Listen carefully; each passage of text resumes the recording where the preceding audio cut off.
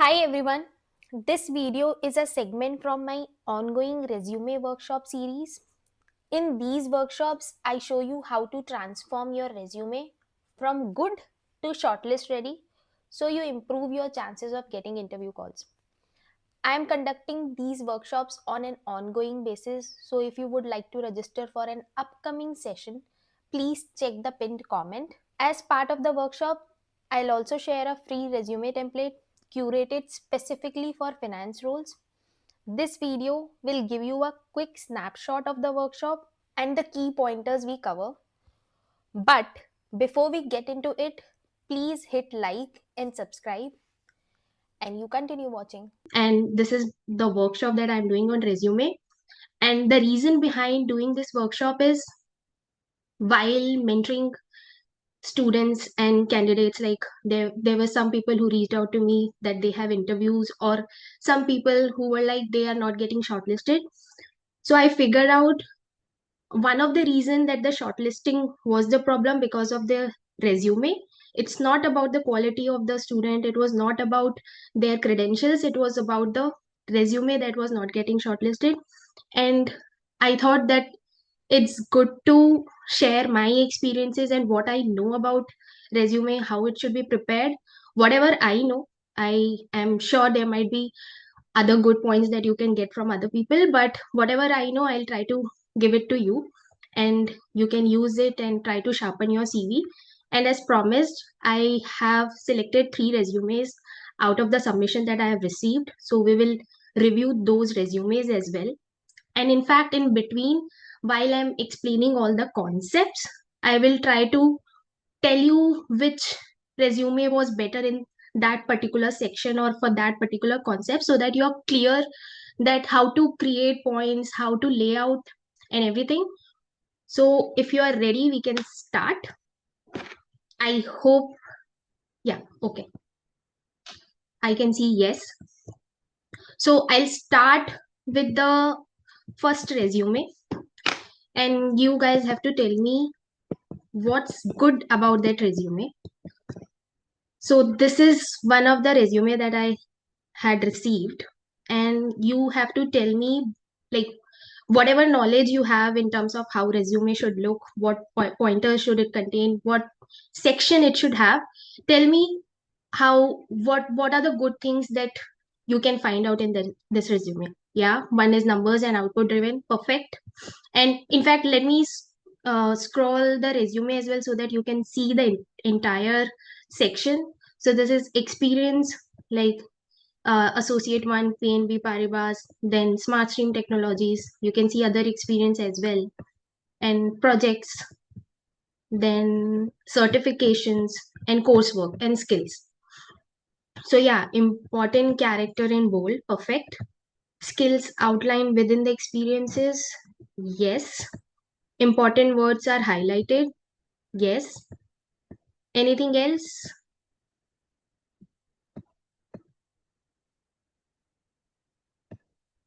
Mm, yes. I'm just scrolling if you want to see and you want to point out anything. So what was good? Clean layout. The layout was perfect because I have seen many people using table format. So this was very clean, clean layout. It was just a heading, then a section divided by a divider. Font, it was, I think, Arial. So font wise also it was good. Use of bold to highlight. Then quantification and measure, again same thing. Quantification and measures were there, but it was also in the one section that was the first experience that was related to smart style technologies. So again, good but inconsistent. Good brand names of the company, so could have been so in terms of uh, candidature credentials, it was solid CV. It was just that the CV was not, could have been improved. And also, I am reviewing the resume, so please don't take it offensive. I'm just trying to find out what can be improved. So no personal comments on that, and no, please don't take it offensive. It's just a workshop, so we are doing that. And what can be improved? Ideally, as someone mentioned, ideally it should have been one concise page, and you saw that there was some irrelevant information in terms of experience which could have been removed to make it one pager. Because yeah, and then weak bullet points, you saw that initial section, it was starting with assisted and supported. So those are action verb, but again the weaker action verb, we will see what are the good action verbs that we need to use. Then inconsistent heading, you might have seen in the first section, like in the first job, which was PNB Paribas. In the right side, it was date, and then Bangalore was the location. But in the other section, there was no mention of location. So try to be concise. If you're using location in one section, you may have to use it for the other work experience as well. So again, it was inconsistent. Someone mentioned inconsistent length of sentences. So yes, you were right. Inconsistent length of sentences. The initial work experience was explained in half line or maybe three-fourth of the line, and the other work experience were like 2 lines or 1.5 lines. So again, inconsistent length of sentences. Then inconsistent bold, as you mentioned, inconsistent bold. Candidate's profile was solid, but it was the resume that could have been further improved. And we will see all the concepts and all the logic that we can use to improve our resume. So let's just see why we are doing this. Like, what's the reason that we are trying to improve our CV? Why we have to use bold? Why we have to use particular kind of font? So as you know, all the resumes, like when you're submitting resume, or when the hiring manager is seeing your resume, he or she will see it just for 6 to 10 seconds, and they will decide whether it's a yes or it's a no go.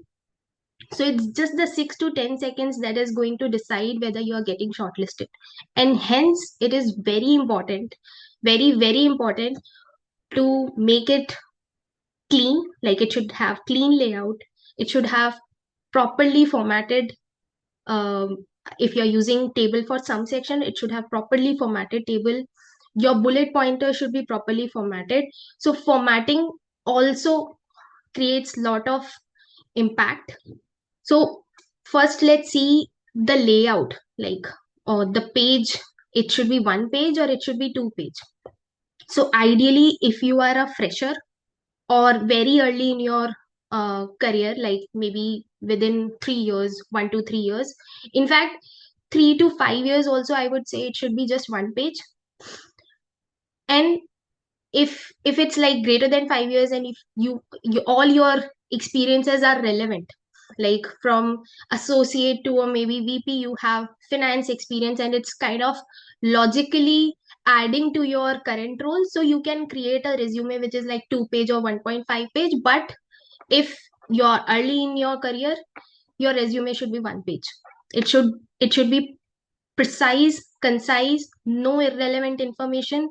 So if you need to cut out some information, whether it's related to your hobby, related to your certification, related to your position of responsibilities, so if it's irrelevant, try to not include everything, because all the important thing should ideally come in your one page resume. So that's why one pager, if you are fresher in early 1 to 3 years of your career. And when we say one page, so what all section it should be there? So headline, your name, contact details like phone, LinkedIn, and your Gmail ID. And when you're putting your LinkedIn, always, if you're writing your LinkedIn ID, I would say just write a LinkedIn, and then so you have to hyperlink it. So use that way, because I have seen a lot of resume. So what they have done is, there is a LinkedIn, but when you click it, it's not opening. So you have to make sure that it's working. Then a professional summary section. Again, this section, if it's coming at the expense of your page, like one pager, so if your resume is, because of just professional summary, it's going to 2 page, I would say you can think of not writing it. So professional summary is important when you are switching career, like because you want to create a story. So let's say if I am a chemical engineer and now I am looking for a job in finance industry, but I have to somehow create a story. So in that case, what you have to do is you have to write professional summary.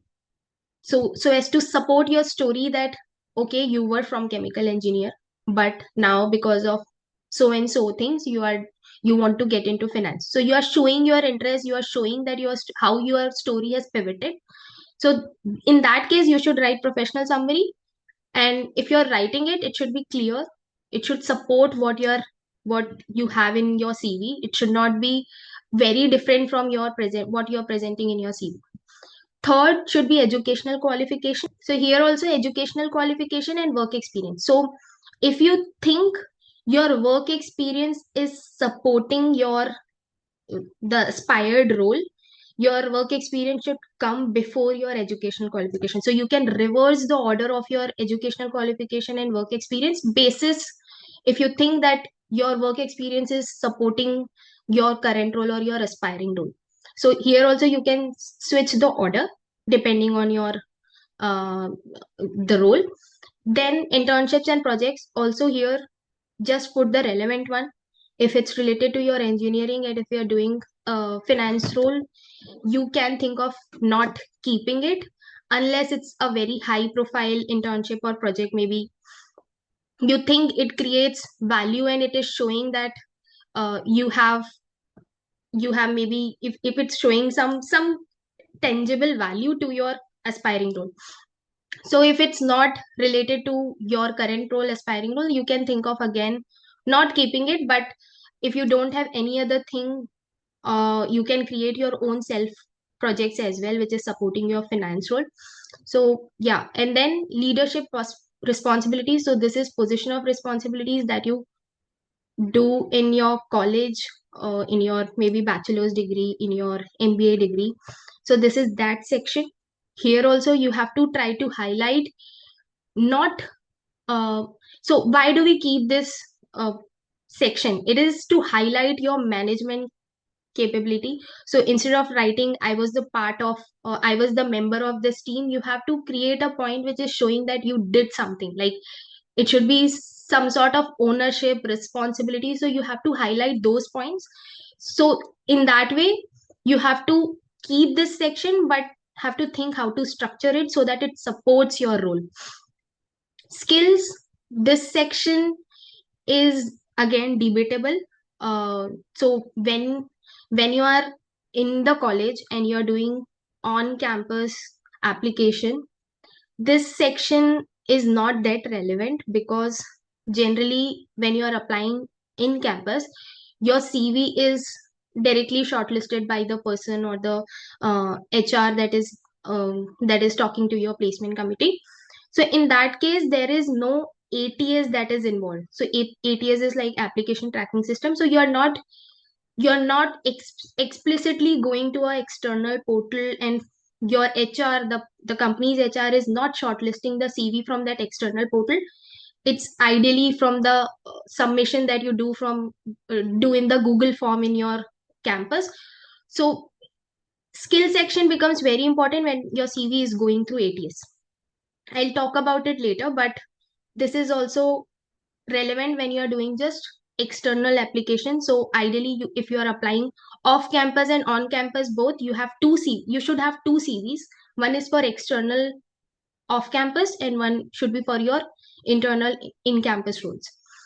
And any other relevant information which you think, certifications which is supporting your um, role. And hobby, sometimes yes, but if you think that particular hobby is, so hobby again, you have to see if you have space, you can put it. If not, it's fine. So as I mentioned, in terms of educational qualification and work experience order, you can change the order. If you have more than 3 years of work experience, you can show focus on work experience. So you can bring work experience section above your educational qualification, and educational qualification can go to the bottom section. So that way you can prioritize your work experience over educational qualification. Now let's see using bold effectively in your resume. So everyone, I think everyone know that you should use bold in your resume. It's the same reason the your resume, your hiring manager scans your resume only for 6 to 10 seconds. So ideally you should try to grab his attention or her attention in that 6 to 10 seconds. So because your CV is one page, it's with lot of information, and if you think that using bold to highlight your work experience or your achievement will help, you should do that. But again, don't overdo it, because I've seen resume with three or four sections getting highlighted using bold in one particular line.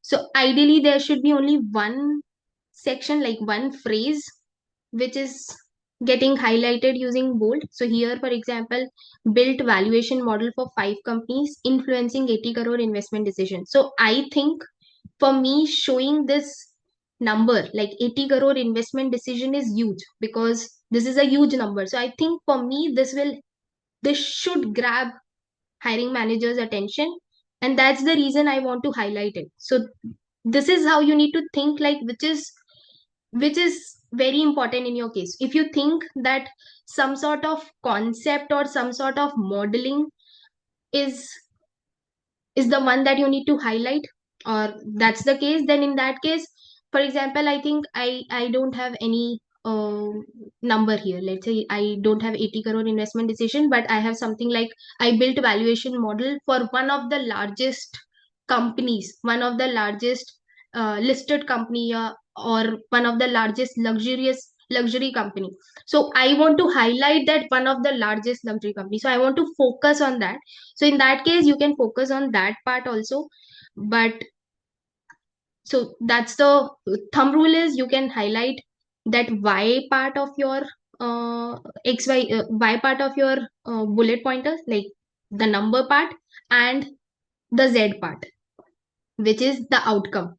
And sometimes, like the example that I told you, will build valuation model for one of the largest 5 companies, because I want that to be focused, because for me, I think that largest part is important, and you'd build model for one of the largest company, so you can highlight that as well. But don't overdo it. No need to bold the entire line, just one section, that too only 2 to 3 words, or maybe 3 to 4 words, but not more than that. And of course, the heading should be bold, uh, and heading should be bold, your job titles, and uh, the section, like then each section should be bold. I think that's it. And the font is black. Yeah. This is clear? Okay. I think let's close this session. And you have any question, anyways, that WhatsApp group is active for 7 days at least.